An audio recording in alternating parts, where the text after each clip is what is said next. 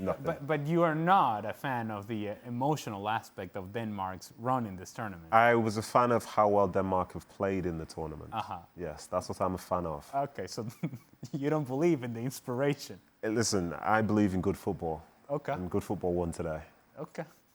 Why are you trying to catch me out? Why are you trying to catch me out, Ali? I'm just trying to relax. I told you he's stubborn. I tried to warn you. I'm just saying. I do think that we're getting to the point now to where, while the inspiration does play a part, and not only inspiration for these players, but how these players are inspiring other people and how this team seems to have people rallying around them. And I think that feeling and that positive energy does carry some importance. It's also just as important to talk about how well they are playing. And let's not lose sight of the fact of how well they're defending, how well they're working through the midfield, and how much they're actually being able to create with a team that you wouldn't think would have so many tools in the attack. They do create a bunch of chances, and they do create opportunities, and they join in the attack, and the collective is stronger than the individual. This team is dangerous. I don't think that this fairy tale goes on too much longer, but I'm liking it. I'm loving it. While it's here, I'm loving it. They're playing well and getting better. Yeah. After that first game of the tournament against Finland, good performance against Belgium, but lost. And now 8 goals in the last 2 games. This is a Denmark team who, despite the emotion of the first game and everything that may have come with it, they are riding that wave of emotion, but they are playing good football and getting better with each step. Are they proven to be the dark horse? I had them picked as the dark horse of the tournament, I hasten to add, Kay. When did you say this? What, like the way that Before they the picked tournament Wales? started. That was my pick, Denmark. Okay. Right. Jules? I don't know that I believe you, Shaka.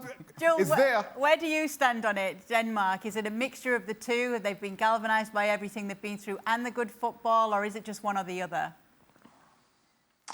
Yeah, no, I think a bit of everything, and certainly the spirit of Christian Eriksen is there. Let's not forget that if Christian Eriksen was still playing, we would not see Mikkel Damsgaard, certainly not starting, I think, and maybe not in this kind of form, and he's only 20, and he has been one of the revelations of the tournament so far, and he was, again, very good today. Kasper Julien, the Dane manager, has a very strong identity of what he wants them to do, and you see the way they play, and I think it's very, very interesting. I don't know how far they can go, and certainly they will be much stronger opponents than Wales, starting with the next round.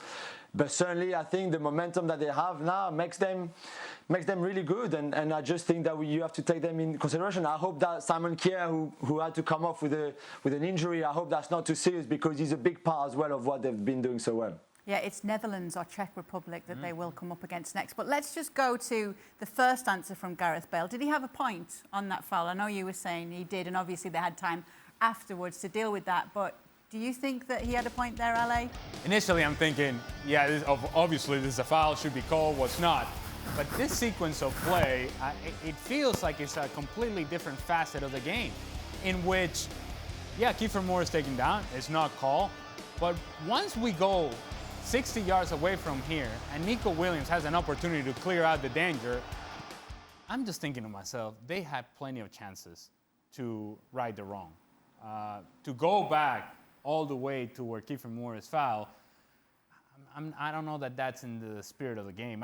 Obviously, the referee missed the call, and obviously VAR then steps in, but I really think that as a player on the field, you would have said, man, we have plenty of chances to make up for this, and we did not. And at some point, they really have to take a look at themselves.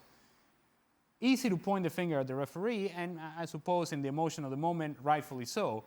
But then you got to say to your right back, Nico Williams, what in the world are you doing, man? I'm not sure that the protocols, VAR protocols, ask to go back that far in the play, because it does feel like a different phase. And there is this kind of unwritten rule about, so many seconds into the play. You don't, just because the ball ends up in the back of the net, you don't go all the way back to the very start of the play. That being said, as much as I thought it was a foul, I think this whole tournament has been refereed in a way that they've allowed a lot more than I've seen in previous tournaments. So maybe I'm offering that as a little bit of an excuse. That being said, maybe should have been given, but once it's not, you have to play on, and I don't think it gets called back.